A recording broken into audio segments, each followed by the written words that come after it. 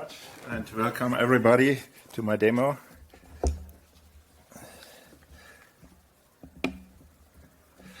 What do I want to present you today? It's a so-called fine-grained multi-threading Risc-V processor we designed in Osnabrück. The special thing of this processor is that it has no program counter register, as you know it from other processors.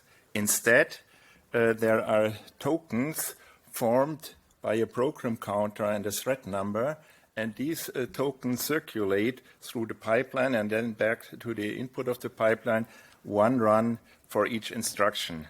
So it's similar to other processors.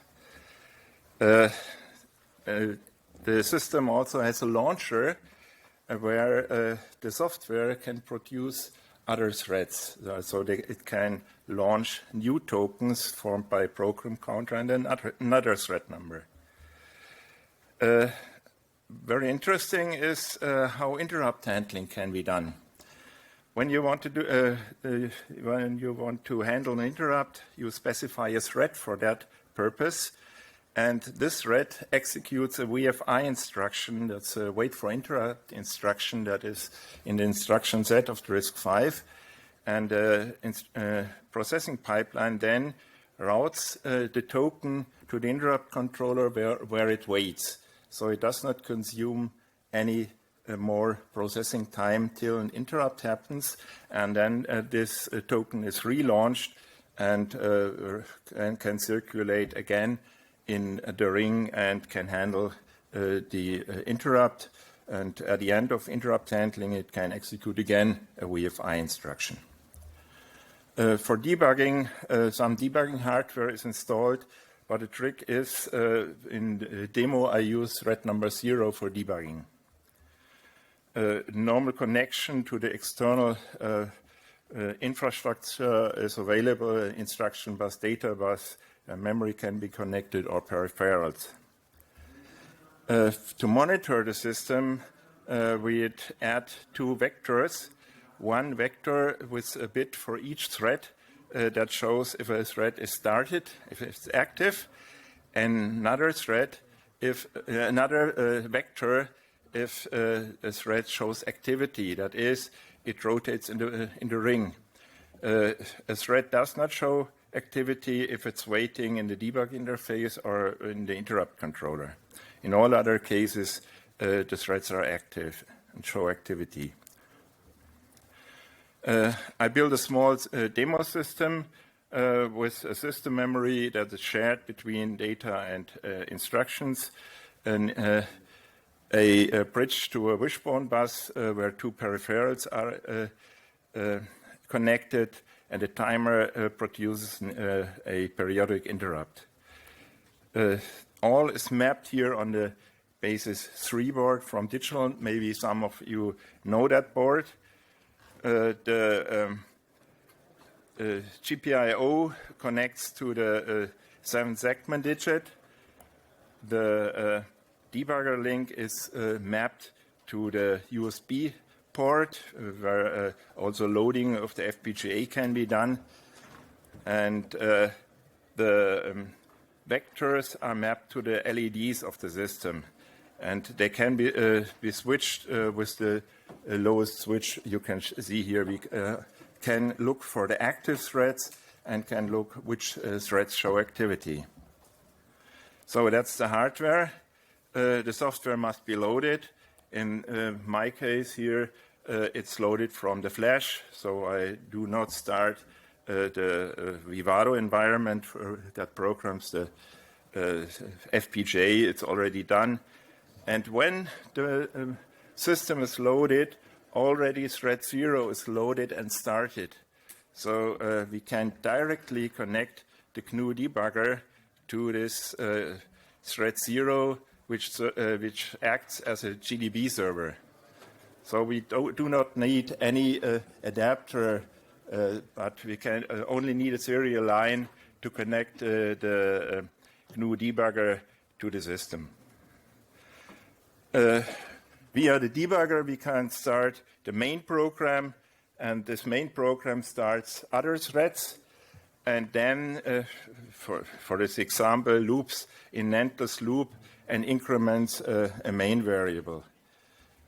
The next thread 2, that's my interrupt thread that reacts to the timer interrupt. You see in the while loop, first there is a VFI instruction, and when the interrupt happens, it returns from this instruction. And in this example, only the value of the global variable is copied to the digit 0 of the 7-segment display. There's another thread that also has a counting value that is copied to digit 1, and there are 2 more threads so that each digit of this 7-segment display has its own thread. Thread 6, not shown here, is a little bit special because it does not have an endless loop. It has a short loop, so we will see that it will start, and then after a very short time, it will terminate. And the rest of the threads only increment values, so that you see that there is activity. So let's look for the demo. I started the Eclipse, and you see here my main program, first launching 14 threads, plus the main thread, plus the GDB server. You have 16 threads, so the system is configured for a maximum of 16 threads, but you can also configure it for 32 or 64 threads. Nevertheless, they all share the one instruction pipeline. So I'll do that.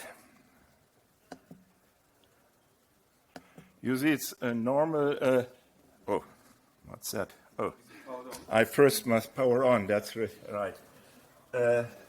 I power on, and you see the lowest LED is flashing. That's the GDB server.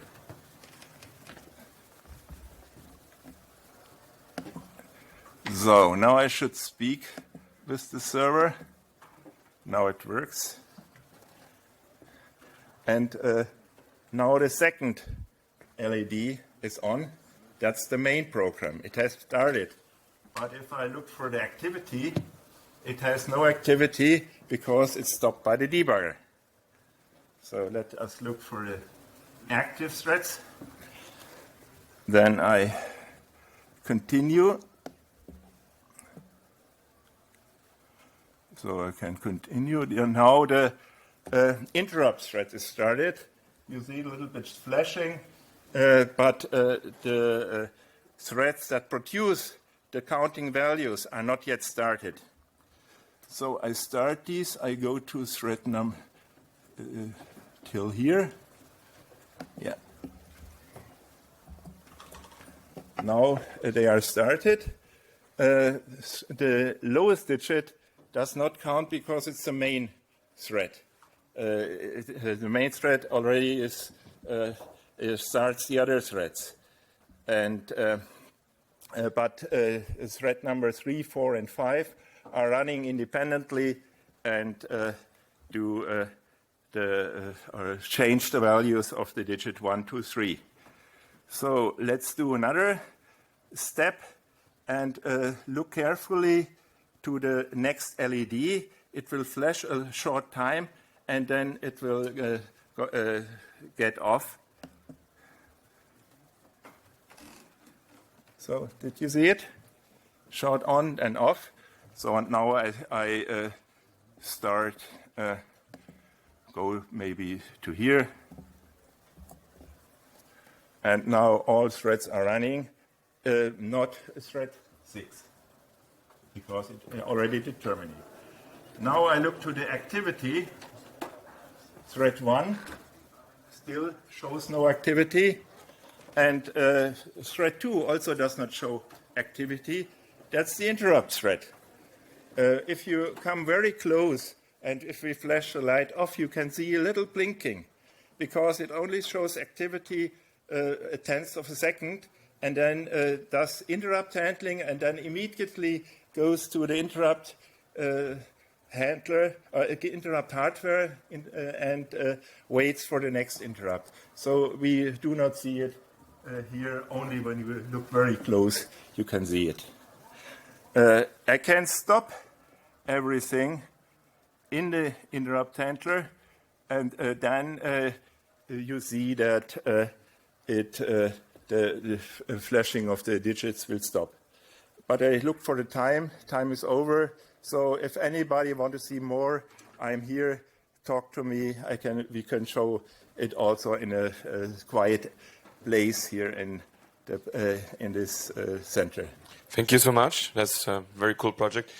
Can we? I think we can take questions in case there are. If we just parallelize, I think the setup of our deep computing friends. It seems a complicated setup.